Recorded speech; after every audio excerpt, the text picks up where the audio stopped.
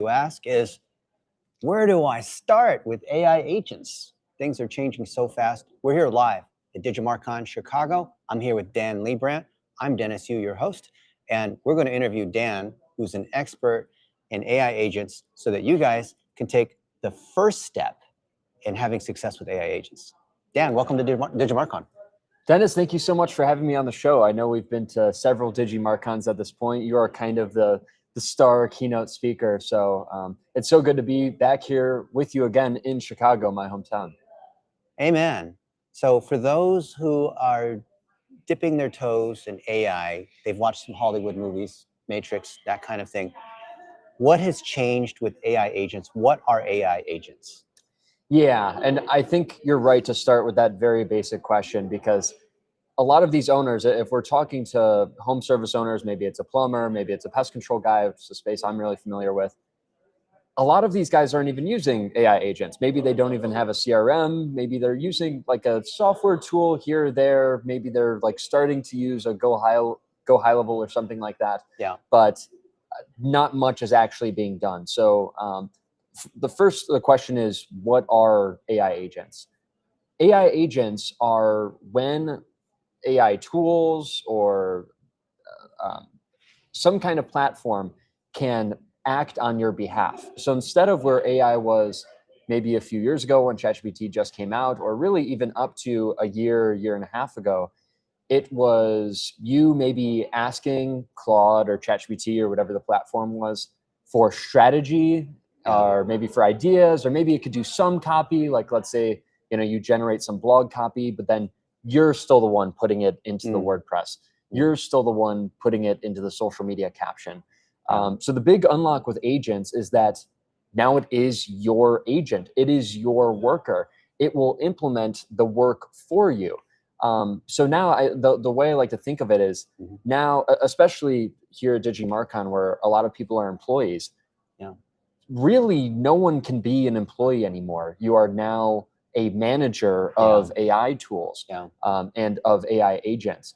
So I think that's the way we need to think about it. And some of my favorite platforms, like I really like Claude and Chrome. I feel like that's a really good place to start. I think some of these tools might be a little too advanced. Like you get into an OpenClaw, and now you have to buy the whole thing, and now you're risking your laptop being secure and getting into your passwords.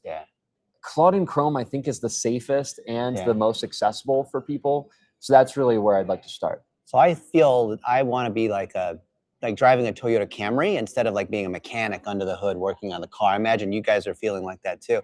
A lot of you folks are probably used to chatting with ChatGPT, having these conversations and whatnot. So what's the first thing someone should do, your local service business, and you've had conversations with ChatGPT, and now you want to move to agents? What do I do next? So especially since I'm really deep in the SEO space, as you are too, Dennis, I really just like getting Claude, and you have to pay for some sort of subscription. So you can get the baseline $20 a month. It's not very expensive. And you want to download the Chrome extension, then simply open up your website in a browser, and then open up Claude and Chrome, and it will show as a chat in the side. And you can type in it, and you can type whatever you want, and it can work on your screen. It's like a little creepy at first. And the first thing I like to say is just, hey, take a look at my website, find some of the biggest issues and opportunities. We want to find like immediate problems. So for example, I actually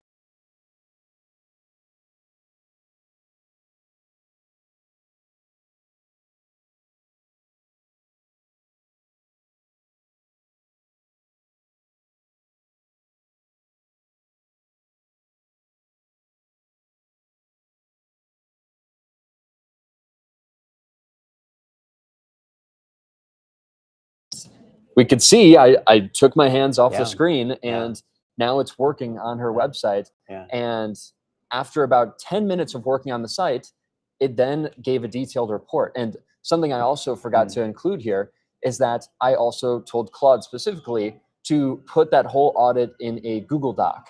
So then it put it in a Google Doc, and now we have a 4-page report, let's say, of all of the top things that she needs to do on her site. And I like to think of myself as an SEO expert, but what I told her, and she was kind of upset. She's like, "Oh, they really did that. They really did that." Yeah. And I wanted to like let off in her agency a little bit, because Yeah.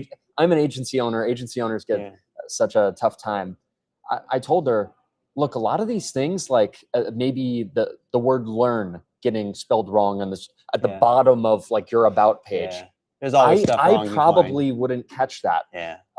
So the beauty of AI going through your website is that it can catch all of these little details that probably not even your top SEO person, like if you hire an agency or a consultant, they will still probably not catch everything. So that's the beauty in particular with AI and SEO, is that SEO is so granular. Yeah. There are so many things. And Dennis, you and I have audited hundreds of websites. I mean, you've probably audited thousands. Yeah. There, you can always make fun of something. There's always something wrong. I mean, I've talked to critical things. Yeah, exactly. I've not talked just nitpicking. To, $100 million companies, $1 billion companies. Everyone is doing big things wrong.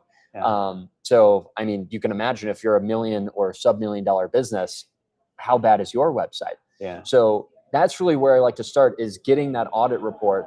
But then the beauty of that too is that you don't just get the audit, but then you can also have AI fulfill all those things too. To do the work. That's crazy. So we know that you can chat with the Chat GPT or whatnot and have a great conversation. It can produce a report.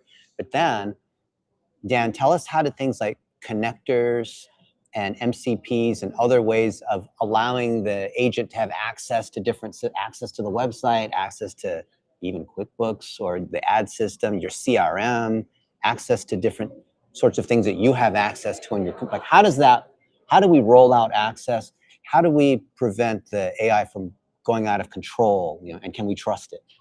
Definitely. Well, as I said, what I like about Claude and Chrome is that it stays in the browser. So we don't, and it'll, as you know, it's also gotten much more cautious. So I don't think we need to worry too much about security, but in terms of access, all of these platforms, Grok and ChatGPT and everyone, they have now allowed what you called connectors to be accessed on these different platforms. So now it's not just, well, let me give it access to my WordPress just on this browser this one time, but now we can connect our Gmail, our calendar, all of these different things. So I could open my Grok app right now and say, hey, what are my meetings for this week? And it will give me a rundown of all my meetings, those kinds of things. So connectors are definitely powerful, but it might be too advanced for some people. But where do you stand on connectors, and where's the leverage there?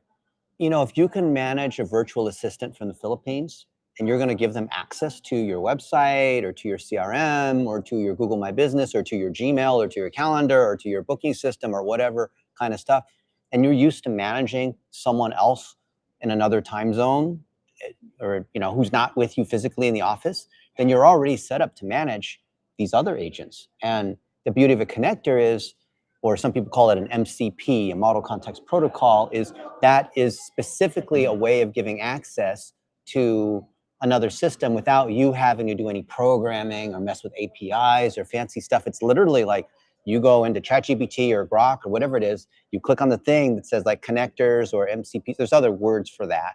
And then you'll see like, oh, connect my Gmail. Oh, connect my calendar. Oh, connect my Google Docs, Google Drive, connect, not just Google things, but I happen to prefer Google things because that makes the phone ring for local service businesses. But literally, you click on the thing, and then it says, hey, this app would like to connect to whatever the system is. Do you agree? Like, yes, I agree. And now I'll say things like, hey, so Dan and I are speaking at this conference in a couple days. What time again is our session? What are we talking about? Can you go into my Gmail and figure it out? Oh, and by the way, please write a thank you note for the conference organizers where we spoke at their thing last week and say something specific about them or whatever it is. But I want to see the email in draft and say approve before you, and they'll say, okay, here it is, blah, blah, blah, blah, blah. And I'll say, oh, that's really good. Make this change, make that change, and hit send, and it does everything. Yeah. And I'm even so lazy with connectors that I'll stack them. I'll say like, you know, like Dan said, go audit this. So for example, 3 days ago, I was in Denver and I was with Court, who runs Rare Breed Plumbing, Heating and Air. And he hired some AI expert for lots of money to build the website and do all these different things. Because he came to me complaining, saying like, my rankings are dropping. My phone isn't ringing as much as it used to be. And I literally did what you did with your mom, produced this whole, and I said, so this is how I stack things. Maybe this is like a little, you won't be doing this your first time out, but maybe after a few times, you're like, yeah, I get what he's stacking these things. So I said, do the whole audit, email that to him because he gave me the email address. Also put together an agent plan so you can execute it, and also write a note to the AI agency pointing out what's wrong and what they need to do about it and how to hold them accountable. And it did boom, boom, boom. It did a whole list of checklist of things instead of just one thing. And then I said, go log into my website and write an article posting the analysis that we did. And also, because our website has got a lot of SEO power, give a link to Rare Breed Plumbing and Heating. Just give them a little SEO juice because, you know, they need a little more domain authority, right? And it can do all of those things in sequence. And then on the side, as it's doing this work, because you can see it work, it's great. Like the screen will glow and you'll, you know, like it's doing the work because it's clicking around and opening tabs. Yeah. On the side, it says, now using this connector and this connector and this connector, and you can see it go through. Because if you say like, do this, this, this, and this, it'll create a checklist. If it's a bigger thing, it'll say, okay, here's a plan. Do you approve the plan? But then you see, here we are executing the checklist. Here are the connectors that it's using. And you see it's opening tabs. And it's telling you as it's doing the work. And I also tell it to document what it does. So that way I have another agent come in and QA the work that agent did. Yeah.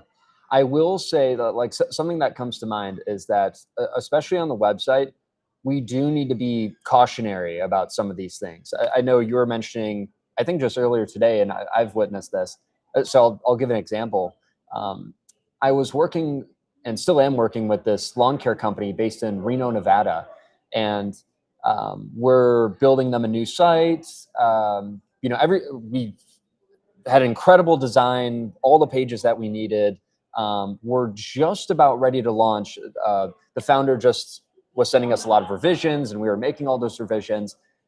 And there's one thing I think I just had Claude go through and like, you know, are there any final things that we can do on the site? I know we've already done like tons of optimization, but like, what else can we do? And I forget what it even said. And this was my bad. I wasn't tracking what it was doing thoroughly enough. I was just like, oh yeah, sure. Just go and do it. Yeah. And my developer then texts me maybe a few hours later and he goes, Dan, what did you do to the site?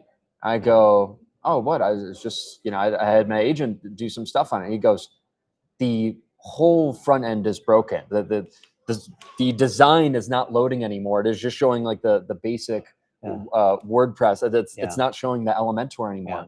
Yeah. And I was like, and I checked and I'm like, there is no way. How did Claude mess this up this bad? Maybe you think maybe Claude could just like get a word wrong, or maybe it gets like a little bit of the strategy wrong, that maybe something's misspelled. This happens a lot. Yeah. I don't want to scare people, but this does happen a lot. Yeah, exactly. Yeah. And the site was actually broken. And thank God that I had my developer who's built over 1,000 sites go in, find the issue. And then I had Claude go through, and I didn't have it act. And this is a discrepancy you want to make, especially when things are getting in kind of dangerous territory like this, is telling it, hey, don't do anything, but just inspect and audit and try to find the issue, but don't do anything, so that we can hand this off to an expert and make sure things don't get any worse.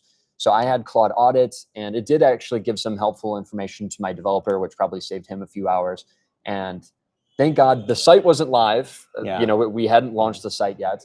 And my developer caught it, and we fixed it soon after. It was a fairly easy fix.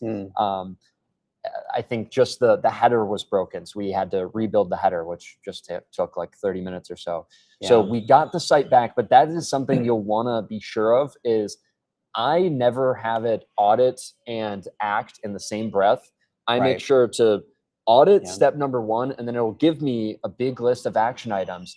And typically it'll give me maybe like 15 items. And I'll say, okay, go do item 1, 2.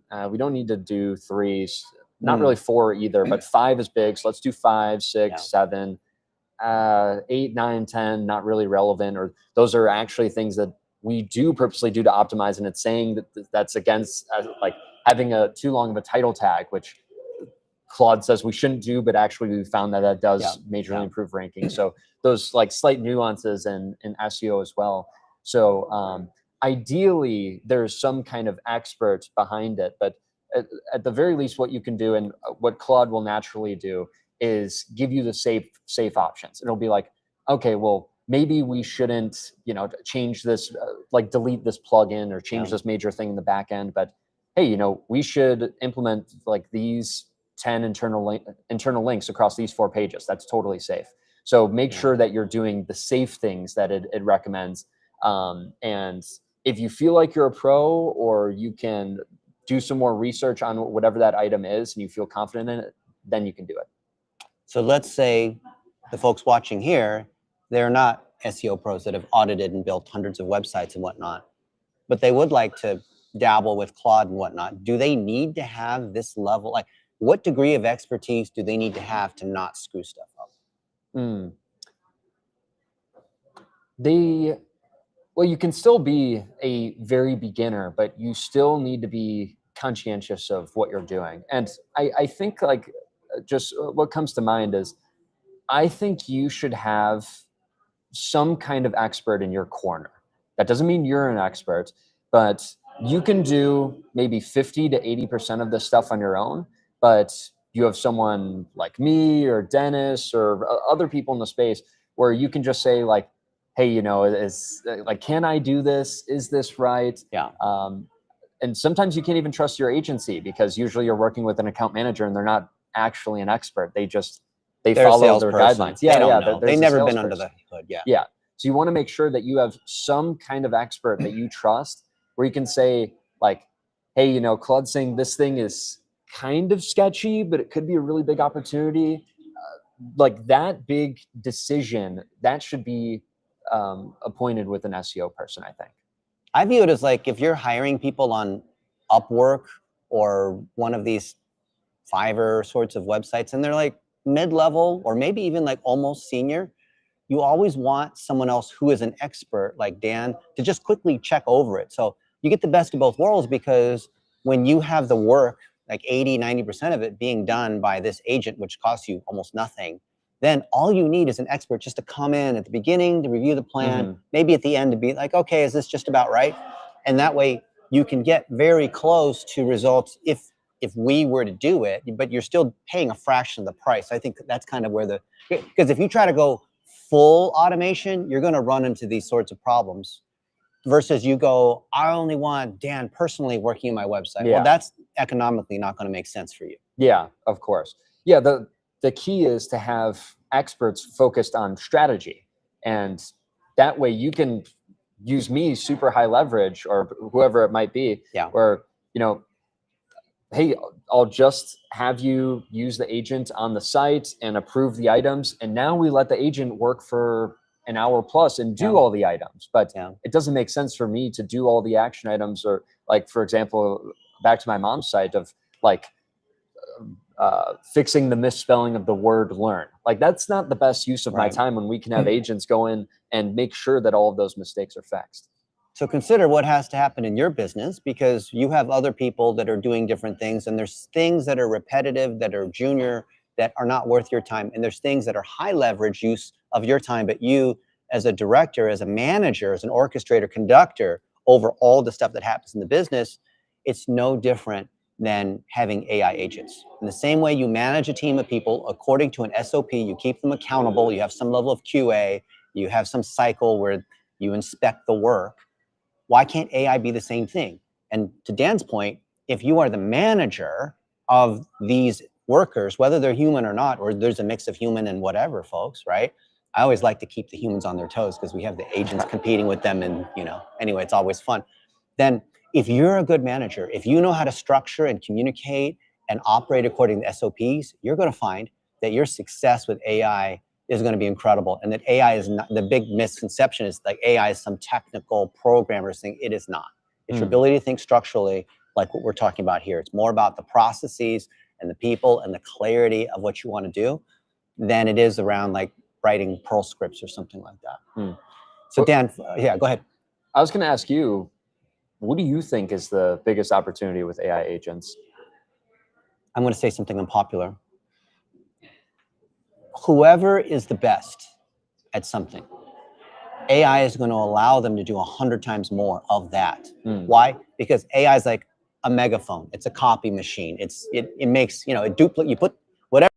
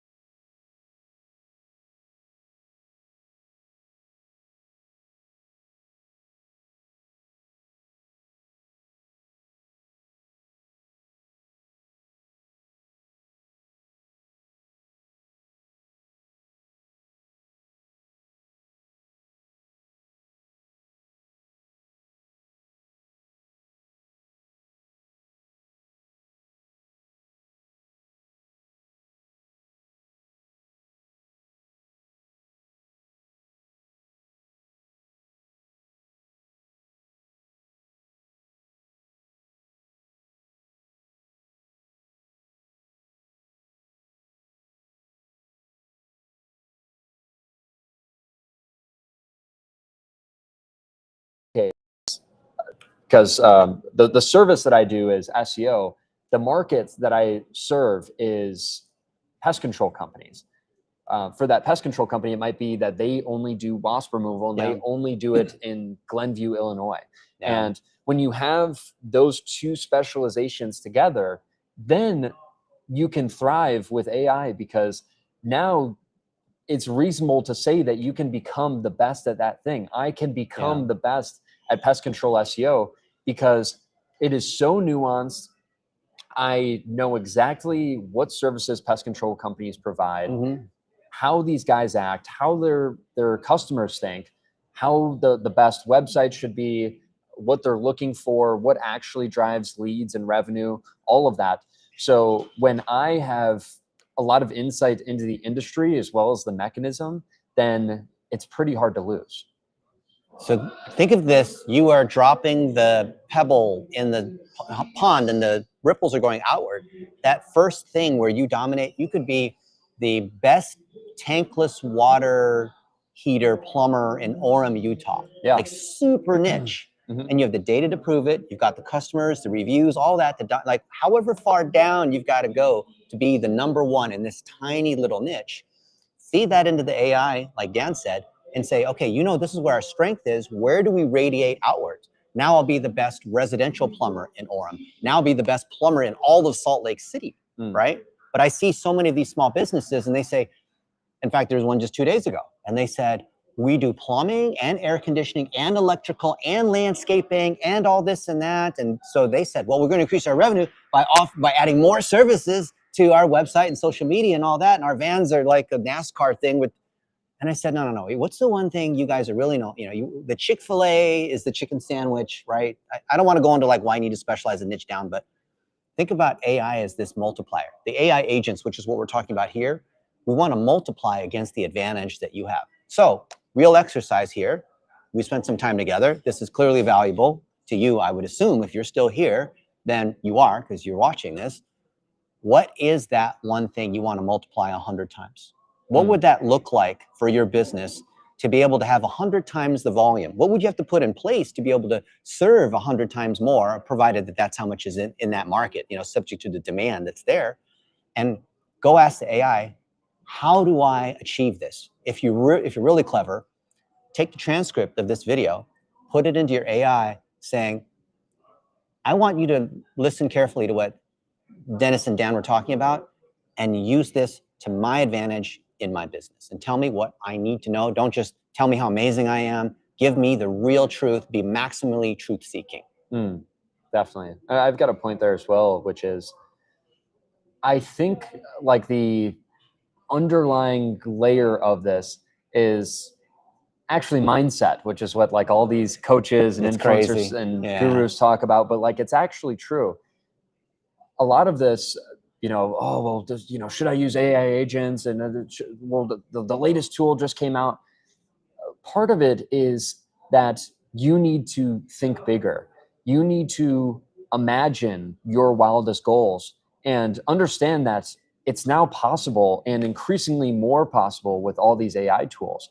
Like Dennis was saying, like, what if you could 100x what you're doing? If you have a $500,000 business and you could scale that into $50 million, like, can you even conceptualize that? Yeah. Because it is now possible and it's now easier than ever. And obviously, if you're a home service business, then you're still using technicians, but a lot of the digital front and all the admin stuff can now be AI. So think about that. Instead of having 10 office staff, you now just have a lot of AI agents in your office staff. So how are you going to use AI to multiply your real advantage, to get efficiency, to centralize, to do more of what you're doing, which strengthens your brand, your reputation, your signal, helps you be recommended in ChatGPT and Google? I hope you found this valuable, and come out to DigimarCon. Come see folks like Dan and myself. I know we live in this AI, watch a YouTube, you know, maybe you're watching this on YouTube or LinkedIn, but you know in your heart of hearts that when you meet other people, you are learning about things that you don't know that you don't know, which by definition is in your blind spot. You're not coming to an event like this to try to learn about a topic. You're learning about the stuff that you don't even know that you need to have. And that's why when you're around the right people, you build these relationships, which you cannot do in LinkedIn messaging or direct messaging on Instagram or whatnot. And that's how you grow your business. You grow your people skills, you grow your connections, and all kinds of opportunities happen. All you need, I found, being a pro conference guy and being around other people who are pros, you just need one connection at a conference. One good idea that you actually implement, one connection, that's a win. Final thoughts, Dan? Yeah, I think this is a great show, Dennis. I feel like most people aren't even familiar with AI agents, especially these older contractors that we talk to. So hopefully, like Dennis said, this opens the door for you. Maybe you're not going to use agents for another 6 to 12 months, but at least now this sparks something in you. Now you're starting to think about it. Maybe you see some more videos on it. You talk to other people about it and you see what they're doing. And I hope that you start to take advantage of some of these opportunities because like I said, there are more opportunities now than ever. And it's just a matter of you first even knowing they exist, like you said, and then acting upon them, implementing them, and making your dreams come true because of them. Dan, have you heard the story of the two chubby men that are running away from the bear in the forest? No. And one of the guys says, you know, bears can run 30 miles per hour, right? So we can't outrun the bear. And the one guy says, yeah, but I can outrun you. And so you can think about AI as being so confusing and overwhelming and changing so fast, but when you niche down, you only have to outrun the other fat guys in your industry. So even if you don't understand or implement all the things we talked about here, even if you just take that baby step, you know, walk the 1 mile, and 26 days later, you've run the marathon, right? A mile at a time. That's what this kind of stuff is. And we see most people, they freeze up. This is your signal. This is your sign right now. Take those first steps. Leave a comment below. Let us know. What have you learned? This is all about taking your first step in AI. What's that first step? Is it installing a connector? Is it auditing the competition? Is it evaluate my website? What's the one simple step that you can take? And then take another step every day, 5 minutes every day. Watch how far you will be in a month from now. Amen. So like, share, subscribe. You know, let us know, what do you think? And we'll see you guys in the next episode. Sweet.